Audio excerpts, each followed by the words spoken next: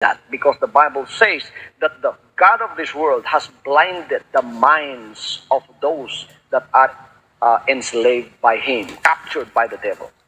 He is the one that blinded your eyes, the eyes of faith. That's why you don't see those things that God promised for you. Hindi mo nakikita yon. Bakit? Kasi binulag ka ng demonyo. Ngayon, binubuksan na ng Diyos. He said, if you will only listen, your eyes are going to be opened. Now, healing is taking place, first of all, in the eyes of your faith, which were gouged out by the devil. You were blinded, and you don't see the beautiful creation of God in the Spirit. God wants you to see that. He is now restoring your eyesight in the faith. He is now restoring your minds in the faith.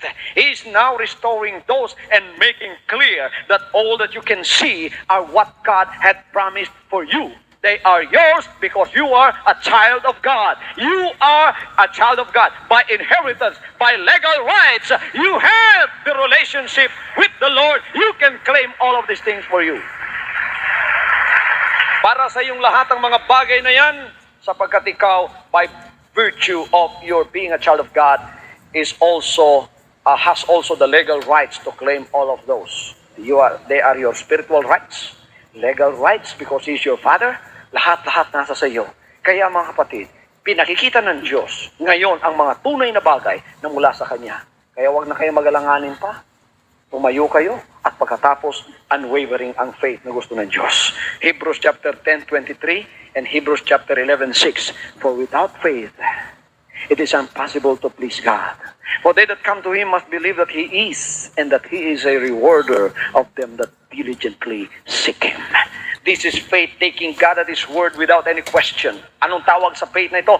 Unwavering faith. Hindi natitinag na pananampalataya. Pananampalatayang walang kahit katiting na pag-aalinlangan sa sinalita ng Diyos. What does that mean? Taking God simply at His word.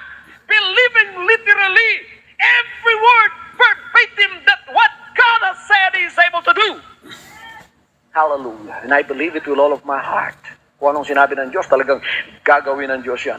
God commands us to ask in faith, not in wavering. For it wavereth is like wave of the sea, driven with the wind and tossed. For let not that man think that he shall receive anything from the Lord. A double-minded mind and stable in all his ways. James 1:5-8. We are told to hold fast the profession of our faith without wavering. For He is faithful that promised. What He promised, He is able to do.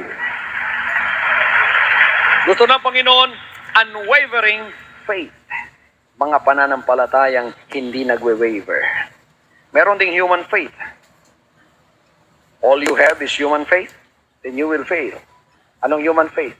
I have faith that if I jump from this building, if I go up from this on top of this building and jump down, may human faith ako na talagang mapipilay ako. After the service, if you cross the highway without looking to the left or to the right, masasagasaan kayo. You have faith? Human faith yun. You have faith that if you will eat after the service, mabubusog kayo. Sino may pananampalataya na pagka kumain sila mamaya, mabubusog sila? That's human faith. Lahat ng yan, mga kapatid, makataong pananampalataya. Alam na natin yan kahit hindi pa ituro sa atin. Alam ba ninyo yun? Ang mga taong iba, nagdedepende lang sa kanilang makataong pananampalataya. Ano yun? Yun lang ang pananampalataya yung tinuturo ng ating mata, nakikita natin, naririnig natin, pagkatapos nararamdaman natin na maliban sa salita ng Diyos. Yun lamang ang ating sinasampalatayanan. Anong sinasabi ng mga tao ngayon? Wala nang pag-asa ang mundong ito. Nako, magkakagulo na, magkakagera na. Hindi mo pala alam, yung palang utak ng pessimistic na tao, nasa sa iyo na. Lahat ng nangyayari, nakikita mo, negative side. Oh, it's always the negative side that I see. I don't see. In the Holy Week, all I see is the crucifixion of the Lord, the death and the burial. I'm always sorrowful because my Lord was buried. He died, He was buried, He died, He was buried, He died, He was buried. They don't talk about the resurrection at all. But when I talk to you about the death of Jesus Christ, I also talk about this resurrection. Because that is the brighter side. Nakikita naman ninyo, ang buhay ninyo ginawang pessimistic ng demonyo sapagkat ang sinasampalatayanan natin ay ang 5 sentido lamang natin na konektado sa material na sanlibutan ito. Kaya yung binigay sa atin, puro sorrow. Pagkatapos mga kapatid, maraming problema.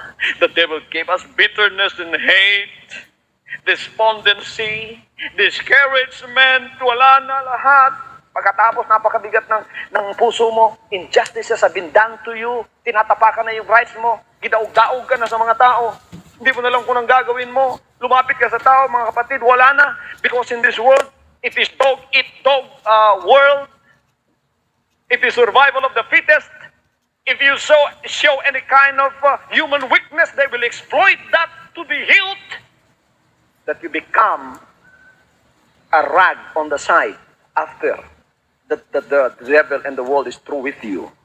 Pagkatapos mga kapatid, magiging discouraged ka. Pagkatapos, magpapakamatay ka. Pagkatapos, madidiscourage ka. Yan ang gusto ng demonyo sa iyo. But you know what? The Lord of your life came so He can save you out of that situation. Naniniwala ba kayo nananampalataya na posible hanggang ngayon ang buhay na walang problema?